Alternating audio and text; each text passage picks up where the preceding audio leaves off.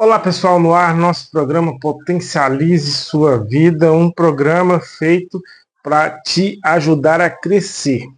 Hoje teremos uma entrevista muito especial com um pastor que veio lá de Caldas Novas para nos contar as suas experiências. Então, logo após a vinheta, Potencialize Sua Vida. Mas, quero convidar você para estar nos seguindo nas redes sociais, porque lá tem muito conteúdo bacana que eu tenho certeza que vai te potencializar ainda mais. No ar, Potencialize Sua Vida.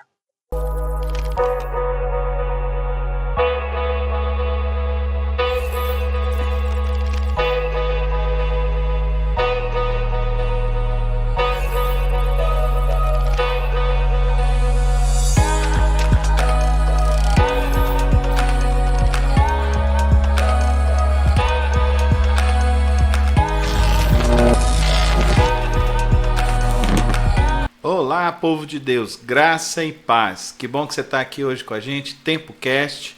Uma alegria nós fazemos essa produção aqui para falarmos da palavra do Senhor, compartilhar das nossas experiências. Hoje eu estou aqui com o nosso querido irmão, amigo, pastor Paulo Nascimento, lá da PIB de Caldas Novas. Seja bem-vindo, pastor Paulo. Olá, pastor Carlos, muito obrigado pela acolhida aqui. Tem sido um tempo muito precioso e estou aqui.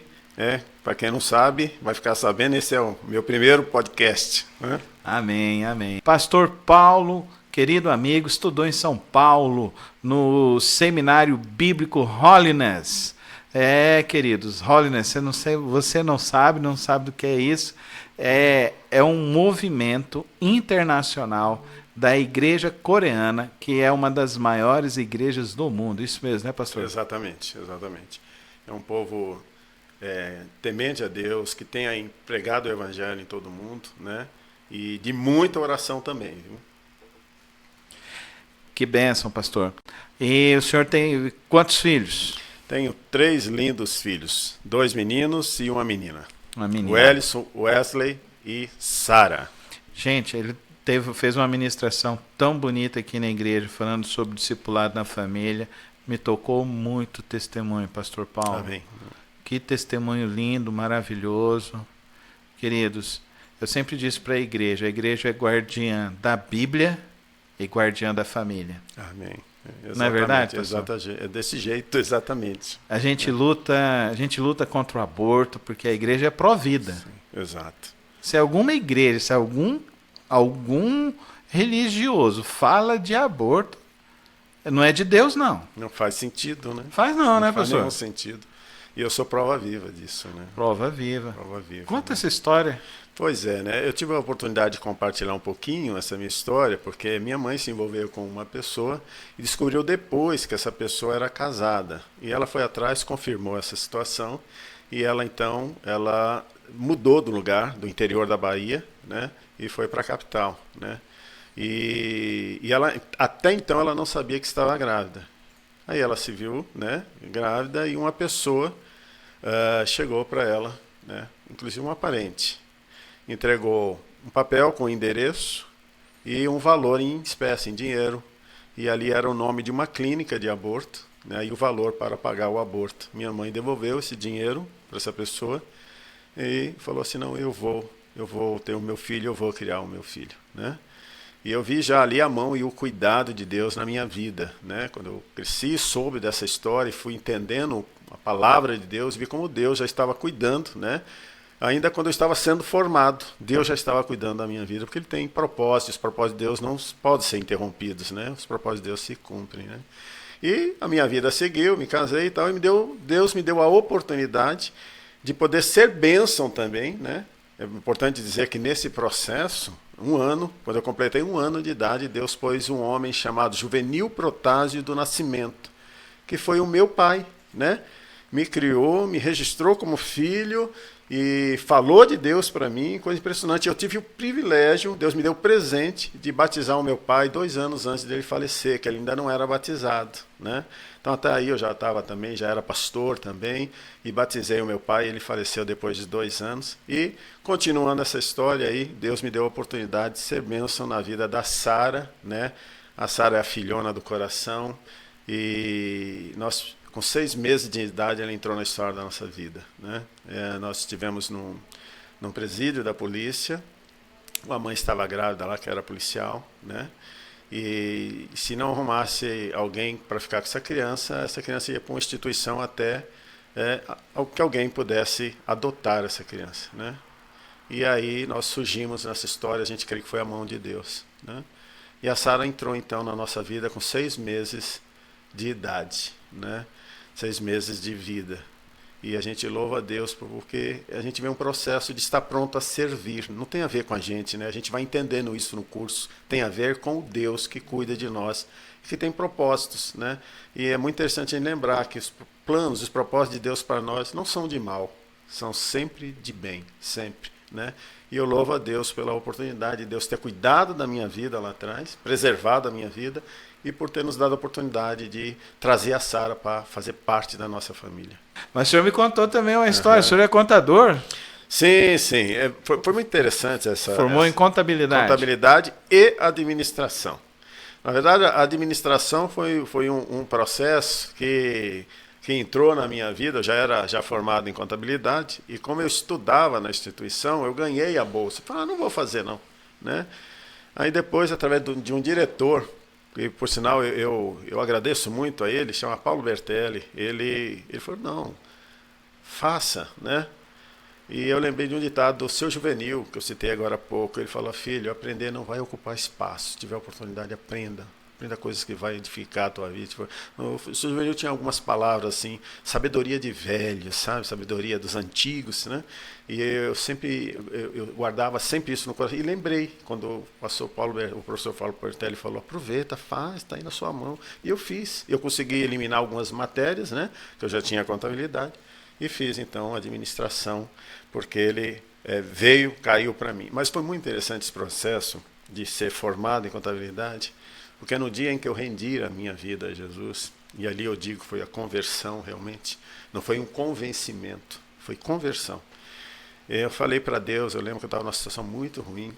Deus usou um pastor, inclusive da Assembleia de Deus, chamado Samuel, com a esposa dela, pastora Silvia, né?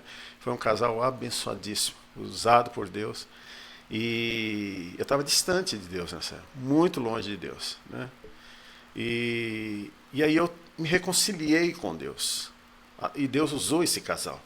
E olha que impressionante isso. A partir desse processo, eu pedi para Deus assim, Deus, usa a minha vida para a glória do teu nome. Por isso que eu digo que ali foi conversão. Eu entendi o sacrifício de Cristo. Eu entendi que não fazia sentido estar no mundo, fazendo as coisas do curso do mundo, se Deus tinha me chamado para uma nova vida. E a partir daquele momento que eu me joguei literalmente no chão, chorei na presença de Deus, arrependido, como nunca tinha acontecido antes. E eu falei assim para Deus, eu lembro como hoje, se o Senhor quiser, usa a minha vida para fazer a tua vontade, onde o Senhor quiser, no tempo que o Senhor quiser. E para encurtar um pouquinho esse testemunho, Deus preparou faculdade. Eu fiz uma faculdade de contabilidade, fiz o curso de administração, formado em administração, fiz a pós-graduação também, e Deus estava preparando um mestrado. Empregado lá na faculdade que eu estudei, como professor, coordenador de curso, e já tinha nesse tempo, já era formado, já tinha um escritório de contabilidade também com um colega de formação, o Márcio, né?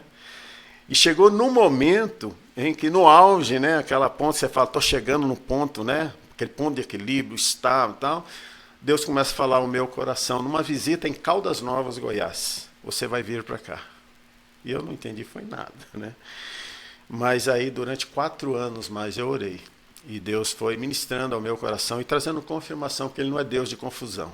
A gente ora, pede a direção e Ele mostra, porque Ele não é Deus de confusão. E Ele confirmou na minha vida, e aí eu abri mão de tudo que estava acontecendo em São Paulo, mesmo servindo a Deus, mesmo estando junto ali pastoreando, mas Deus tinha um outro propósito. E eu literalmente tive que abrir mão dessa carreira lá, de tudo que estava acontecendo lá, para vir para Caldas Novas. Aí foi um outro processo, aprender a dependência de Deus aqui. Não sei se dá tempo de falar um pouquinho. Aí o senhor estava lá, o senhor tinha esse escritório. Sim. com um sócio. O Márcio. E essa experiência é maravilhosa, pastor, porque a prova da fé, né, que o senhor teve, né? Sim. Abraão teve a prova do Isaac. Sim. A prova do senhor foi a carreira. Exatamente. Porque a gente quer ter uma estabilidade, né? Fazer um investimento, ter um fundo de reserva, né? Não, aqui eu posso sossegar um pouquinho, né? Só que Deus mostrou que não é assim que funciona no reino, né? Ele é o rei, nós somos súditos. Amém. E o súdito obedece e quer agradar o seu rei, né? Aí o senhor desfez a sociedade e veio para Caldas Novas. E vim para Caldas Novas.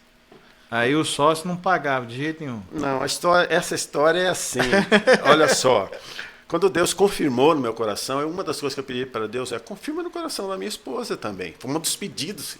Mas foi assim o primeiro que Deus respondeu, né? Deus confirmou no coração da minha esposa. Eu acho que as mulheres são mais sensíveis do que nós, né, pastor? Sim, eu acho que sim. A gente é meio cascadura, né? Sim, porque eu orei 4 anos e eu falei, Deus, eu não arredo o pé de São Paulo se eu não confirmar, assim, claro no meu coração.